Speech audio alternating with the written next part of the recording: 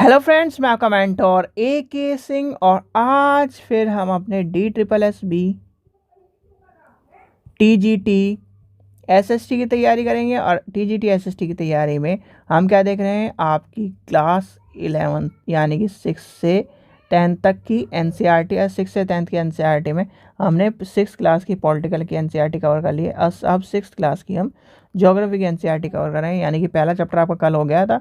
आज का चैप्टर क्या है, ग्लोब और अक्षांश और देशांतर। सिर्फ और सिर्फ इसमें से मैक्सिमम 3 क्वेश्चन आते हैं, 3 से 4 क्वेश्चन। तो आपको 3 से 4 क्वेश्चन कौन से हैं वो आपको कहीं ना कहीं आपके इस चैप्टर के नामकरण में ही दिख जाएंगे। तो आपको पता होना चाहिए अक्ष क्या होता है, यानी कि आपसे पूछा जा सकता है, जैसे कई बार पूछा गया कि जो पृथ्वी है, यानी कि पृथ्वी है वो किस यानी कि अक्ष पे घूमती है। एक होता है ध्रुव, यानी कि अपने अक्ष पे घूमना, यानी कि अपने इस पे, यानी कि जैसे ये दिखाया गया अक्ष अपने क्या अक्ष पे घूम रही है। और एक होता है सूर्य के चारों तरफ परिक्रमा करना। तो वो कहीं ना कहीं क्वेश्चन आपको पता होना चाहिए, सबसे ज़्यादा क्वेश्चन पूछे जाते हैं। तो चलिए चलते हैं आज का चैप्टर में। सबसे पहला क्या आता है, अक्ष। यानी कि अक्ष क्या है, आपने देखा होगा कि एक सुई ग्लोब की झुकी हुई अवस्था में स्थित होती है, जिसे क्या कहते हैं, अक्ष कहते हैं। क्या होता है, अक्ष कहते हैं। क्या है, ग्लोब पर वह दो बिंदु जिससे होकर सुई यानी कि गुजरती है, उत्तरी और दक्षिणी ध्रुव।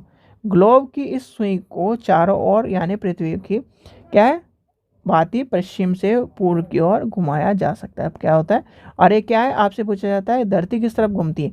धरती इस तरह घूमती है या फिर धरती इस तरह घूमती है। तो आपसे क्वेश्चन पूछा जाता है पश्चिम से पूर्व घूमती है या पूर्व से पश्चिम की ओर घूमती है। तो आपको पता होना चाहिए पश्चिम से पूर्व की ओर घुमाई जाती है। क्या क्या करा जाता है, पश्चिम से पूर्व की ओर घुमाई जाती है। ठीक है, तो इसका मतलब आपको पता है अक्ष क्या है, जो अपने यानी कि वो सुई पर जो घूमता है, तो उसे कहते हैं अक्ष। ठीक है, फिर आता है विषुवत वृत्त। यानी कि विषुवत वृत्त क्या है, एक अन्य काल्पनिक रेखा जो ग्लोब के दो यानी कि दो बराबर भागों में काटती है, वो क्या कहती है, विषुवत वृत्त कहलाती है। तो क्या है, दो भागों में बराबर काट रही है। देखो जैसे ये आपकी क्या है, ऊपर चलते हैं अब, ये आपकी गेंद है। ठीक है, गेंद है। तो आप यानी कि ये मान लीजिए, चलो इसे हम यहाँ से लेके चलते हैं।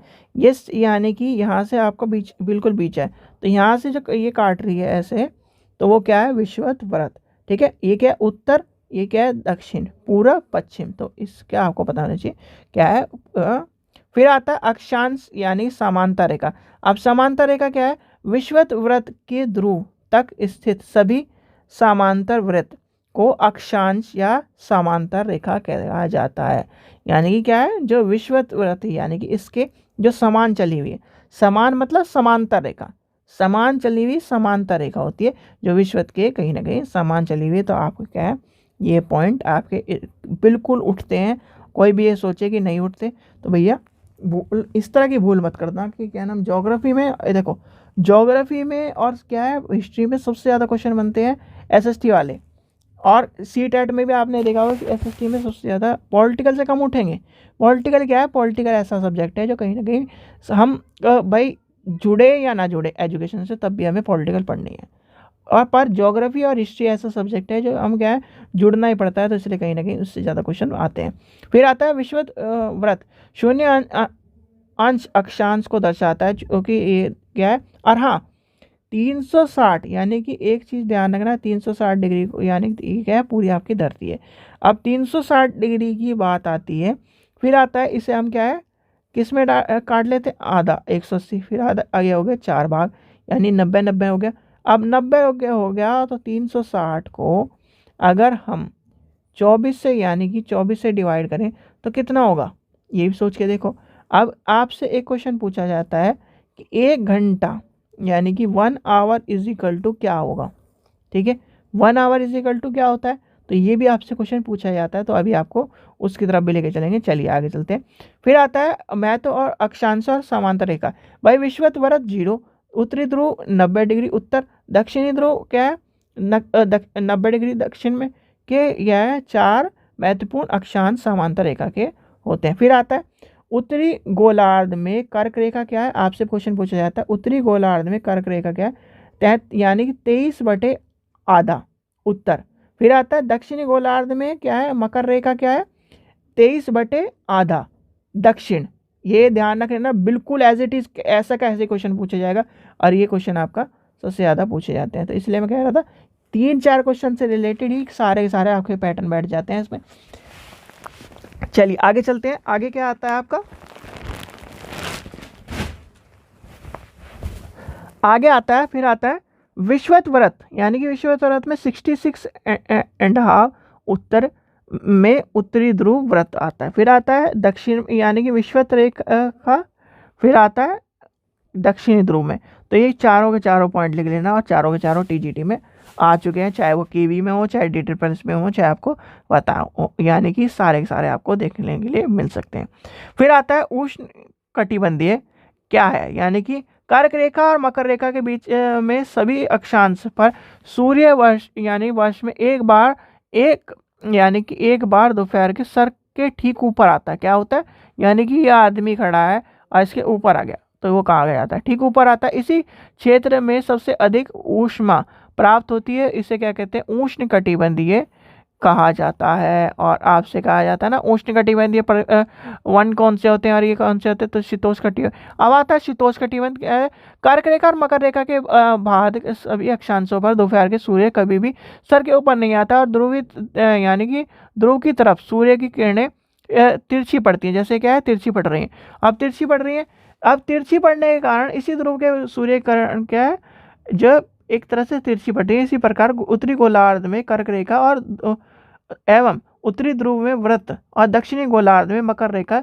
दक्षिणी ध्रुव के बीच वाले क्षेत्रों के तापमान मध्य यानी कि मध्यमान होने लगते हैं, इसलिए शीतोष्ण कटिबंधीय कहा जाता है। क्या कहा जाता है, शीतोष्ण कटिबंधीय कहा जाता है। तो ये आपसे क्वेश्चन पूछा जाता है, दोनों क्वेश्चन आपके सामने, यानी कि बहुत सारे क्वेश्चन है इसमें, पर कहीं ना कहीं कुछ सीटेट के अकॉर्डिंग है, कुछ आपके क्या है टीजीटी के अकॉर्डिंग है। आपको मैं सारे करा रहा हूँ टीजीटी और सीटेट के, क्योंकि देखो कुछ पता नहीं क्या हो जाए और आज के टाइम पे कब कहाँ से क्या क्वेश्चन पूछ लिया जाए।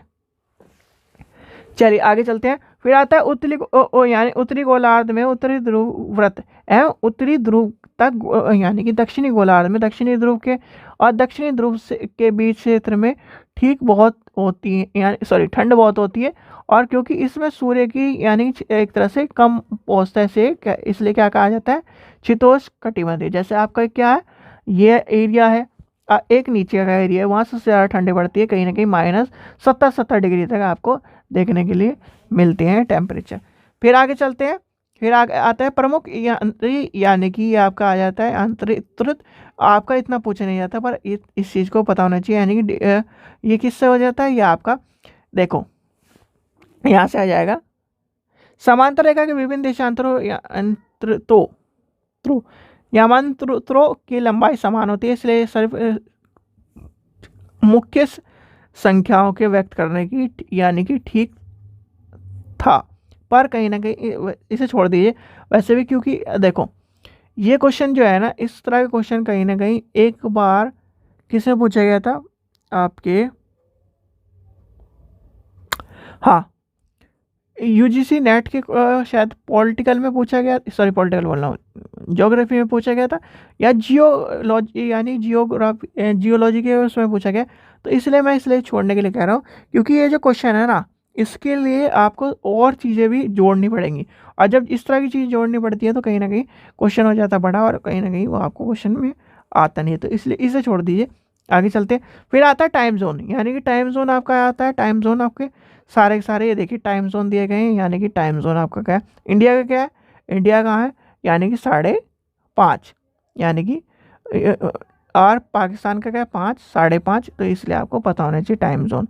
अब आता है देशांतर और समय, यानी कि समय की बात आती है। अब समय की जो कहानी हम बता रहे थे वो यहाँ से यानी कि ये वाली जो चीज़ है ये आपको बिल्कुल रट लेनी है, और यही क्वेश्चन आपको देखने के लिए मिल सकता है, एक आधी बार आपको मिला भी है। तो कहाँ से शुरू होती है बात, यहाँ से शुरू होती है। देखिए पृथ्वी लगभग 24 घंटे में अपने अक्ष पर 360 डिग्री घूमती है, यानी कि 360/24। अब क्या है, अर्थात 1 घंटे में 15 डिग्री घूमती है, यानी कि 1 घंटा = 15 डिग्री।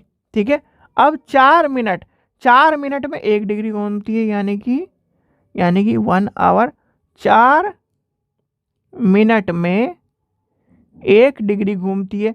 अब क्या है, इसी प्रकार ग्रीनविच में दोपहर क्या है 12 बजे हैं, तो क्या है ग्रीनविच से 15 पूर्व समय क्या होगा, यानी कि इसमें और ऐड कर देंगे तो क्या हो जाएगा 1 घंटा, ग्रीनविच के समय 1 घंटा आगे और जाएगा तो क्या हो जाएगा दोपहर के 1 बज जाएंगे। तो ये आपको पता होना चाहिए। लेकिन ग्रीनविच में 15 क्या है 15 डिग्री पश्चिम का समय ग्रीनविच के 1 घंटे पीछे होने के, यानी कि सुबह के क्या हो जाएंगे वहाँ पर 11 बज जाएंगे। तो ये आपको कहानी इंटरेस्टिंग लगेगी। जैसे आपसे क्वेश्चन पूछ लिया, जैसे आपने एक चीज़ देखी होगी, रेलवे का टाइम आपको कभी भी किस में मिलता है, PM AM में नहीं मिलेगा, वो मिलेगा 16 घंटे, 18 घंटे, 19 घंटे। तो क्या है ये इस तरह से डिनोट कर जाता है। और इस तरह, और मैक्सिमम ये जो चार लाइन दिख रही है ना, ये 4 लाइन आपकी ज़िंदगी बदल देगी, क्योंकि इससे क्वेश्चन आपको देखने के लिए मिलता ही मिलता है। तो इस चीज़ का भी ध्यान रखें। जैसे क्या है अपना क्या है, ये कहाँ से कट रही है, यानी कि आपकी ये जो रेखा आ रही है 82.5 डिग्री, ये आपको काट रही है। देखिए ये क्या है, देखिए आपका यहाँ से आता है, देखिए ये क्वेश्चन आता है, उदाहरण के लिए एक यानी कि एक देशांतर से होकर गुजरने वाली रेलगाड़ी के लिए समय सारणी तैयार करना कठिन होता है। भारत में यानी गुजरात से द्वारिका और आसाम से डिब्रूगढ़ की स्थानीय समय में लगभग 1 घंटे 45 मिनट का अंतर होता है। इसलिए यह आवश्यक है कि देश के मध्य भाग से होकर गुजरने वाली किसी भी आंतरिक के स्थानीय समय देश का मानक समय माना जाएगा। और मानक समय इसी आंतरिक यानी स्थानीय मानक समय के पूर्ण देश में कहीं ना कहीं समान होता है। इसलिए क्या है 82.5 डिग्री वाली कहानी पूर्व की रखी गई है। और मानक समय आंतरिक माना गया है, इसकी स्थानीय समय को पूरे देश में माना जाता है। इसलिए हमारे यहाँ 4 कहीं ना कहीं जोन देखे जाते हैं। अब भारत का क्या है मानक समय के नाम, यानी कि मानक समय आपको बता गया। और फिर आता है जैसे कि कहीं ना कहीं इस टिकट के बारे में बताया गया और ये सब चीज़। चलो आपसे एक क्वेश्चन पूछता हूँ अभी, कि जो भारत का मानक समय, यानी कि भारत का जो मानक समय है वो कहाँ से नापा जाता है, यानी कि कहाँ पे उसके मानक समय के बारे में आपको पता चलता है, मानक समय कहाँ से आपको डिनोट होके या फिर एक तरह से मानक समय नापा जाता है। तो आपको ये भी बताना है। यानी ग्रीनविच वाला जो आपको कॉन्सेप्ट है 5.5 घंटे वाला, ये आपको मैंने बता ही दिया। 5.5 घंटे वाला क्वेश्चन पूछा जा सकता है, ये सारे के सारे क्वेश्चन पूछे जा सकते हैं। देखते हैं आगे क्या है। अच्छा आगे आपका क्वेश्चन आंसर शुरू हो गए, तो आपको पता होना चाहिए। जैसे क्या है रूस में 11 मानक समय है, ठीक है, क्या है 11, और हमारे यहाँ कितने 4, ठीक है। चलिए कलकत्ता, और बताइए कौन सा है, कलकत्ता मैंने बता दिया आपको। तो आपको बताने हैं, यानी 2 चीज़ बतानी है, एक तो मानक समय कहाँ से नापा जाता है हमारे भारत का, वो क्वेश्चन पूछा गया कई बार, और 4 कौन कौन से हैं। ठीक है बच्चे, चलिए आशा करता हूँ आपको वीडियो पसंद आई। वीडियो पसंद आई तो लाइक करें, चैनल को सब्सक्राइब करें, वीडियो को ज़्यादा शेयर करें। Thank you.